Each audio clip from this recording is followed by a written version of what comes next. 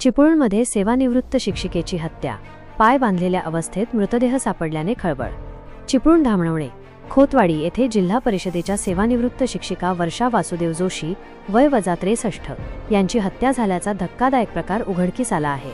गुरुवारी सकाळी त्यांच्या घरातच पाय बांधलेल्या अवस्थेत त्यांचा मृतदेह आढळून आला।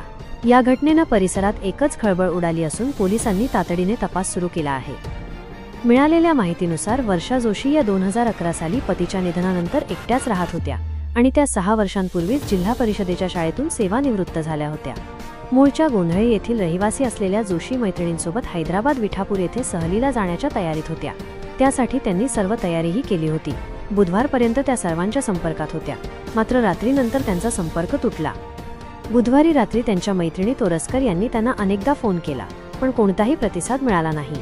त्यामुळे त्यांनी शेजारी शिरीष चौधरी यांना फोन करून माहिती घेण्यास सांगितले। चौधरी यांनी जाऊन पाहिले असता घराचा दर्शनी दरवाजा आतून बंद होता, त्यामुळे संशय बळावला। नंतर त्यांनी सरपंच आणि इतर शेजाऱ्यांच्या मदतीने मागील दरवाजा तपासला। तो उघडा असल्याने त्यांनी घरात प्रवेश केला आणि हा धक्कादायक प्रकार समोर आला। घटनेची माहिती मिळताच पोलिसांनी तात्काळ घटनास्थळी धाव घेतली। श्वान पथक आणि ठसे तज्ज्ञांनाही पाचारण करण्यात आले। श्वानाने मृतदेहाजवळून धामणवणे रस्त्याने थेट डोंगरावरील एका फार्महाऊसपर्यंत धाव घेतल्याने मारेकरी जंगलाच्या दिशेने पळाल्याचा पोलिसांना संशय आहे। पोलिसांनी या घटनेला हत्येची शक्यता व्यक्त केली आहे। पोलिसांनी परिसरातील सीसीटीव्ही फुटेज तपासण्यास सुरुवात केली असून या प्रकरणी एका जवळच्या व्यक्तीला चौकशीसाठी ताब्यात घेण्यात आले आहे।